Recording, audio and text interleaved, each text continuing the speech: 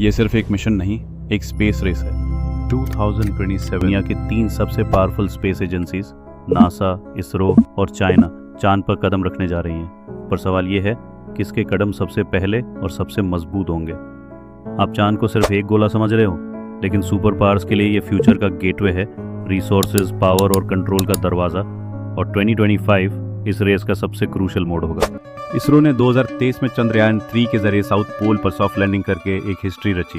पूरा वर्ल्ड हैरान रह गया, क्योंकि नासा और रशिया भी जहां फेल हुए वहां इंडिया का विक्रम लैंडर कामयाब रहा। अब इसरो 2027 जापान के जाक्सा के साथ मिलकर भेज रहा है लूपेक्स मिशन।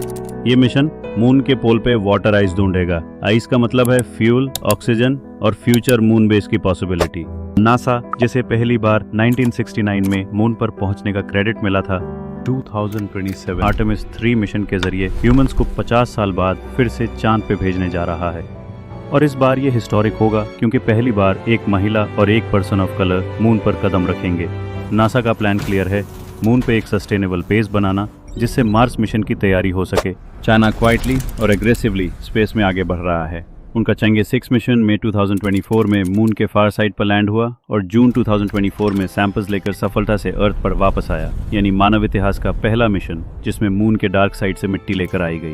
अब 2025 में China robotic moon base design कर रहा है, जिसमें AI based control system, habitat modules और सोलर पैनल्स शामिल होंगे। और 2030 तक चाइना अपने एस्ट्रोनॉट्स भी भेजने वाला है मून के फार साइड पर, जहां दूसरी कंट्रीज का एक्सेस ऑलमोस्ट इम्पॉसिबल है। तो कौन आगे है?